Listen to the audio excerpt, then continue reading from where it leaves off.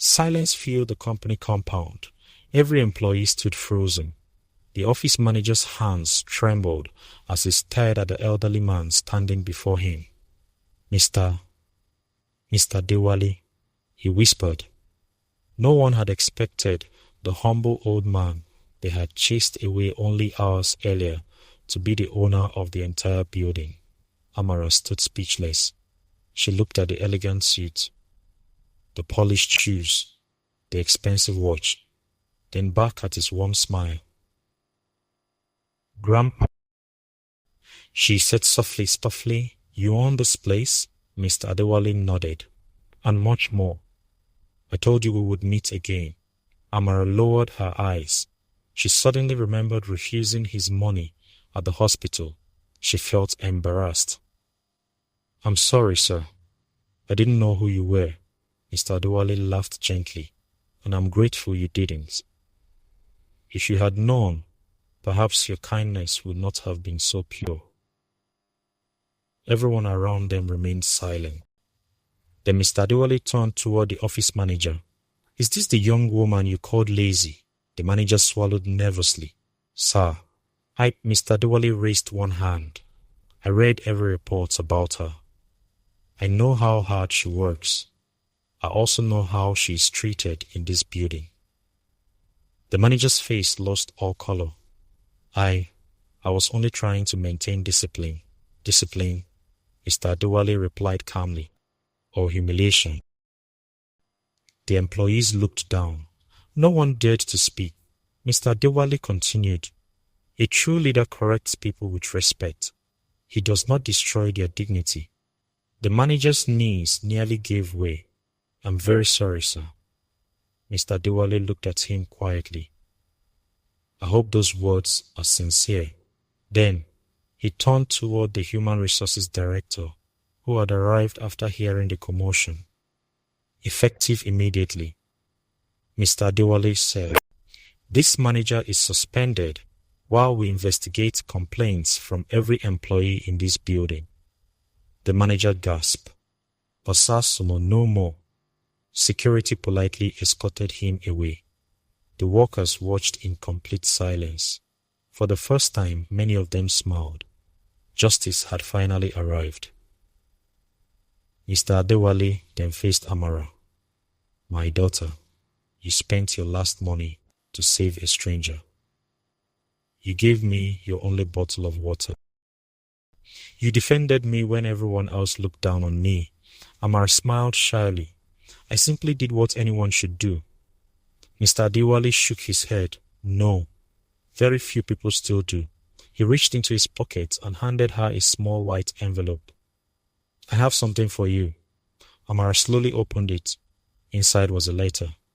She read it once. Then again. Her hands began to shake. I don't understand. Mr. Adewale smiled. It is an appointment letter. Starting tomorrow, you are no longer a cleaner. The employee stared in disbelief. You will become the community care coordinator for all my companies. You will oversee charity programs, staff welfare, and community outreach. Tears filled Amara's eyes. But I have no university degree. Mr. Adewale smiled warmly. The cross teach knowledge. Life teaches character, and character is much harder to find.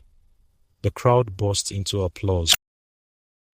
Some employees wiped away tears. One cleaner whispered, she deserves it. Mr. Adewale continued, you will receive training. You will have your own office, a company car, and a salary 10 times higher than what you earn today. Amara covered her mouth. She couldn't stop crying. This can't be real. Mr. Adewale gently placed a hand on her shoulder. It is only the beginning. Just as everyone celebrated, one of Mr. Adewale's assistants hurried toward him with a worried expression. Sir, we have a problem. Mr. Adewale frowned. What happened?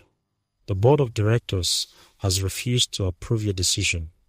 They believe promoting a cleaner will damage the company's reputation. The smiles disappeared. Amara's heart sank. Had a miracle ended before it even began? The celebration ended as quickly as it had begun. Everyone watched Mr. Adewale as his assistant whispered the bad news into his ear. The board of directors refuses to approve Miss Amara's appointment, the assistant said quietly. They believe promoting a cleaner to such a high position will damage the company's reputation. The compound became silent once again. Amara slowly lowered the appointment letter. A few moments ago, her future had seemed brighter than ever. Now it felt like everything was slipping away. "I'm sorry, sir," she said softly. "I don't want to cause problems for your company." Mr. Adewale looked at her with a gentle smile. "My daughter, you're not the problem. The problem is that some people still judge others by their uniforms instead of their character." He turned toward his assistant. "Call an emergency board meeting." An hour later, the directors gathered inside the company's luxurious boardroom. Some were confident. Others looked uneasy. Mr. Adewale entered quietly. No one spoke. He placed a photograph on the large conference table. It was the hospital security camera image of Amara helping him into the emergency room.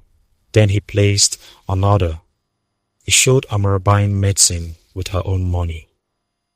Finally, he displayed another photograph. It showed her giving him her only bottle of water. He looked around the room. "Tell me, which one of you did this?" Silence. No one answered. One director cleared his throat. "Sir, compassion is admirable, but running a business requires qualifications." Mr. Adewale smiled calmly. "So does leadership." He pressed a button. A large screen lit up. It displayed hundreds of messages from employees. Many had written about Amara. "She encourages us every day. She helps everyone. She never complains. She makes this company feel like a family." Another message appeared. "She is the reason I didn't resign." The directors looked at one another in surprise. Mr. Adewale folded his hands. "You were looking for a qualified leader. You already had one. You simply never noticed her because she carried a mop instead of a briefcase." No one spoke again. After several minutes, the chairman slowly stood. "I withdraw my objection." Another director nodded. "So do I." One by one, every hand in the room was raised in support. The decision was unanimous. Amara's appointment was approved. The following Monday morning, Amara arrived at work wearing her usual faded blue cleaner's uniform. She expected another normal day. Instead, every employee stood outside the building. A red carpet stretched from the gates to the entrance. A small band played joyful music. Flowers decorated the walkway. Amara stopped in surprise. "What is happening?" Mr. Adewale stepped forward with a warm smile. "Today, we celebrate kindness." He handed her a new identification card. It read, "Amara Okoro, Community Care Director." She covered her mouth as tears filled her eyes. "This is really happening." Mr. Adewale smiled. "And there is one more surprise." A company driver pulled up in front of the building. Behind him stood a smiling estate agent, holding a set of keys. "This is the key to your new home," Mr. Adewale said. "You will never have to worry about rent again." Amara burst into tears. She fell to her knees. "Thank you. Thank you so much." Mr. Adewale gently helped her stand. "Never kneel before me. If you must kneel only to thank God." Many employees wiped away tears. Even the security guards applauded. 6 months later, the company's charity programs had completely changed. Employees were treated with dignity. Poor children received scholarships. Widows received food and financial support. Free medical outreaches reached villages across the country. Every project was supervised by Amara. She never forgot where she came from. She still greeted cleaners by name. She still visited hospitals. She still helped strangers whenever she could. One afternoon, a young cleaner nervously approached her. "Madam, I don't think someone like me can ever succeed." Amara smiled. She gently placed a hand on the young woman's shoulder. "I used to believe the same thing, but never let your uniform decide your future. Your kindness, your honesty, and your character will take you places money never can." The young cleaner smiled with new hope. Across the courtyard, Mr. Diwali watched proudly. His assistant asked, "Sir, was helping her the best decision you ever made?" Mr. Diwali smiled as he watched Amara encouraging others. The best decision was allowing kindness to lead. As the sun slowly set over the city, Amara looked toward the glowing skylines. Months earlier, she had walked those same streets hungry and unnoticed. Now, she had become a light for thousands of others.